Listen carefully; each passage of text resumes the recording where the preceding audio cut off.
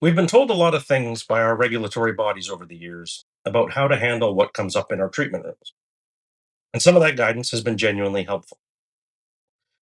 But there's one area where I think we've been steered in the wrong direction, and that's mental health conversations. Of all the musculoskeletal professions out there, I genuinely believe our patients open up to us the most. They're lying in a vulnerable position on our tables for an hour. They're relaxed, they trust us, and because of that, they tell us things they might not tell anyone else. And yet, we've been consistently told that when those conversations happen, when someone opens up about trauma or fear or something they're carrying that goes beyond a sore shoulder, we're supposed to shut it down and hand them a referral card. I don't agree with that. And today, I want to talk about why. But before we get into it, I want to give a heads up. This episode talks about self harm and suicide. It's an extremely sensitive topic, and for some people, it can be really difficult to hear. If you think this might be hard for you to listen to right now, I want you to honor that and come back to it when you're in a better headspace. But if you can listen, I really hope you do. Because I think it's time we start getting more comfortable with these conversations. Because being comfortable with them might be the thing that helps someone make it through the day. Hey there, I'm Jamie Johnston, and you're stepping into a new era of thriving as a massage therapist.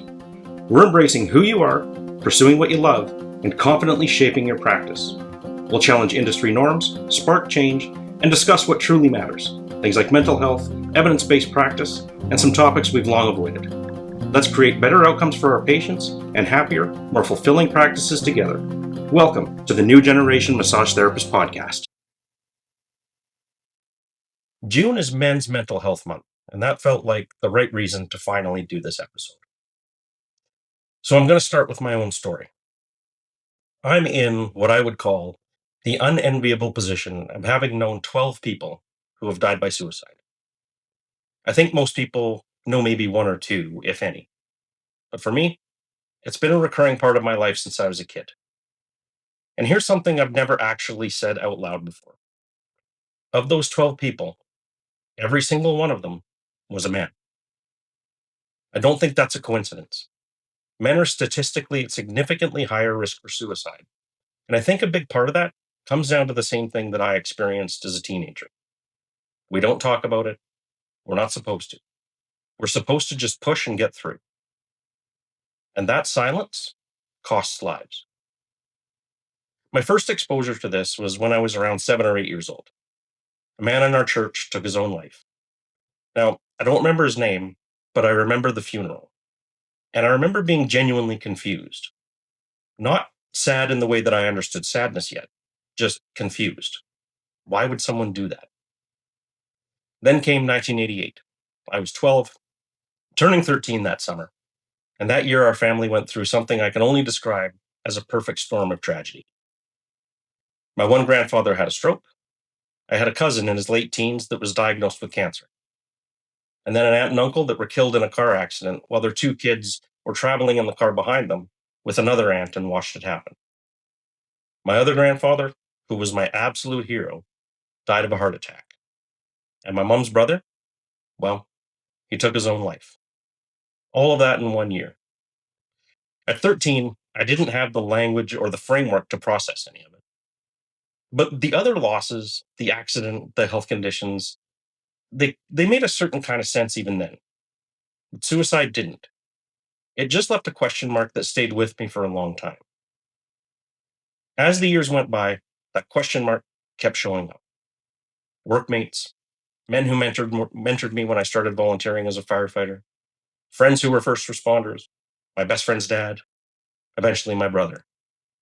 And just a few years ago, I woke up from my shift at the fire hall, and my phone had a few new messages from family members. And one that stood out was from my aunt that just said, "Jamie, it's happened again, and this time it's Jeff." Jeff was my cousin and also my best friend. And looking back, I remember somewhere in my late teens, it got personal in a different way. I started having my own thoughts that I wasn't good enough, that the world might genuinely be better off without me. I spent a few years with those thoughts running quietly in the background, and fortunately, I never acted on them. And with time, the thoughts faded.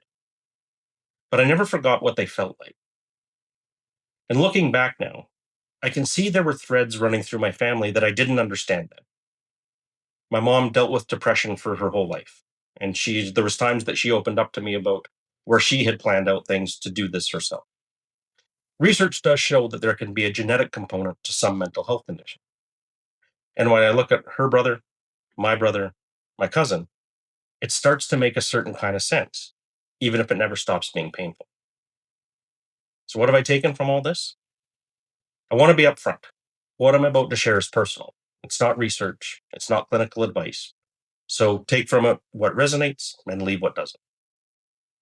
Something I see a lot online is people saying that suicide is a selfish act.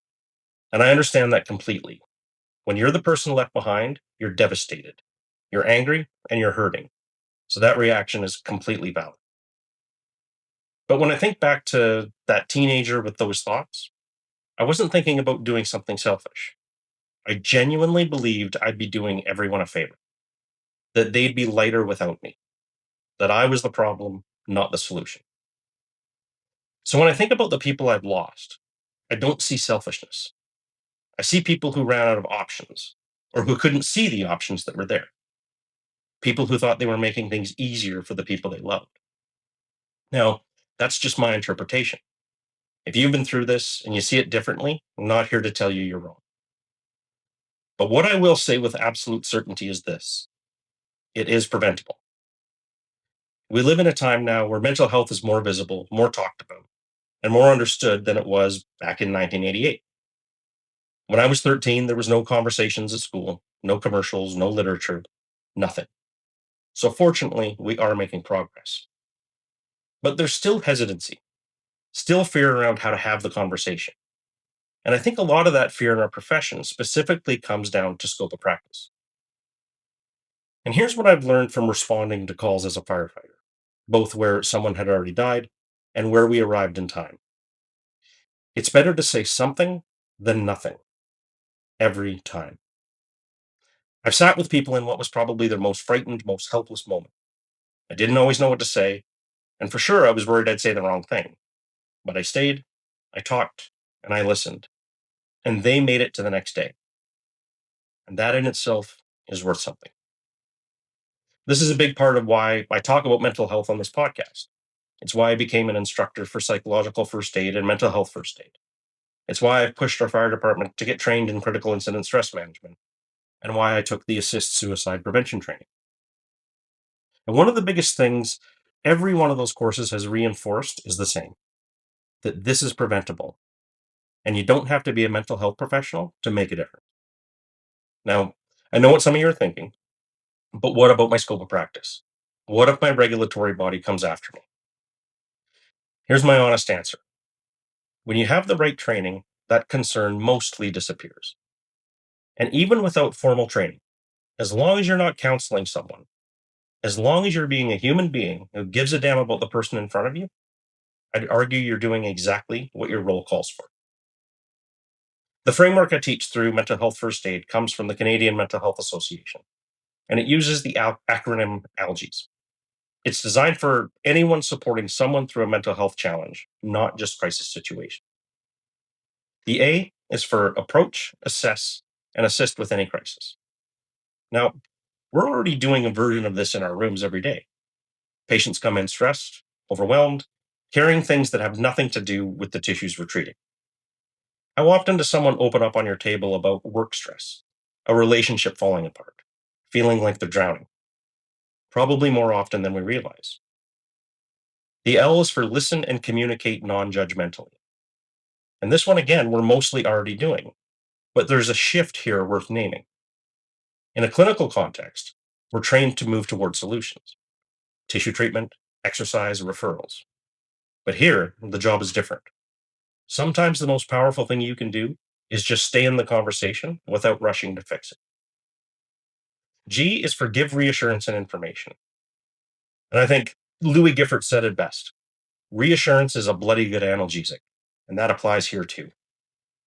When I think back to younger Jamie, feeling invisible, feeling like he didn't matter, a little reassurance that he did would have meant everything.